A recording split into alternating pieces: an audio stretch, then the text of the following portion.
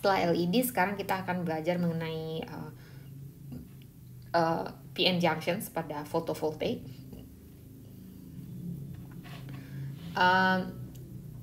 Jadi silakan tonton video ini untuk pengenalan pada photovoltaic. Ini adalah mobil yang menggunakan energi dari solar cell.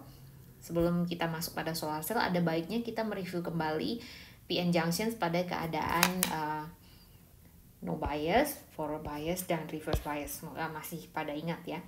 Yang perlu Anda perhatikan di sini adalah dalam kondisi tanpa disinari matahari. Jadi atau dalam kondisi dark, gelap. Dalam model sirkuit kita bisa melihat perbedaan lebarnya SCL ya. Jadi kalau pada forward bias lebih banyak elektron yang pindah dari sisi N ke sisi P, lalu ada hole juga lebih banyak yang pindah dari sisi P ke sisi N. Jadi pada saat dia pindah ini, elektron ini ketemu muatan positif di sini, lalu dia berkombinasi, terus hole juga ketemu muatan negatif, berkombinasi sehingga jumlah fixed carrier di space charge layer ini juga berkurang. Dan juga karena banyaknya elektron yang pindah dan hole yang pindah ini juga menyebabkan lebar dari space charge layer ini juga berkurang gitu. Sedangkan pada reverse bias, elektron dan hole yang berada pada dekat-dekat SCL ini akan pindah ke sini. Jadi elektron pindah ke sini, hole pindah ke sini, karena di sini ada dihubungkan dengan terminal positif, sedangkan ini dihubungkan dengan terminal negatif.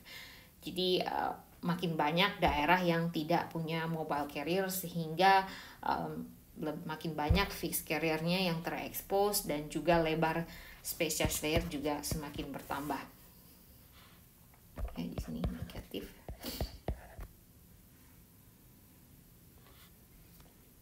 Oke. Sedangkan pada pita energi bisa kita lihat ya pada Venn diagram. Pada kondisi no bias jumlah elektron karena difusi dan drift itu sama besar ya, jadi mereka saling cancel. Tapi pada saat kondisi kita dalam keadaan equilibrium, tapi pada kondisi forward bias jumlah elektron yang berdifusi jauh lebih banyak daripada yang drift, sehingga dan beda potensial di sini juga lebih kecil sehingga elektron bisa pindah dan menghantarkan arus. Pada kondisi reverse bias itu yang berdifusi itu sedikit ya, jauh lebih sedikit, dan juga voltage barrier-nya juga jauh lebih tinggi gitu ya, lebih besar. Arus hanya bisa didapatkan dari eksitasi elektron gara-gara thermal di sini ya, lalu dia pindah secara drift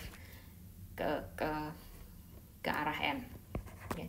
Jadi ini cuman karena thermal generations atau ada minority carrier yang tertarik ke SCL. Jadi semoga ini masih ingat. Ini sudah kita jelaskan sebelumnya. Sedangkan dalam bentuk IV curve, kurva IV. Jadi kalau bicara tentang PN junctions itu perlu pengukuran IV. Jadi kita kasih arus, kita kasih voltase, lalu kita ukur arusnya. Ya. Nah, pada no bias, ya pada keadaan no bias kita tidak punya voltase. Jadi di sini tidak punya voltase, tidak punya arus. Karena kita dalam keadaan equilibrium. Yang terjadi pada forward bias ketika diberi voltase positif, ya. Di daerah sini. Ini forward bias, ya. Kita akan mendapatkan arus yang besar sekali karena proses difusi ini. Difusinya jauh lebih besar daripada proses drift. Nah, ketika pada reverse bias, yaitu pada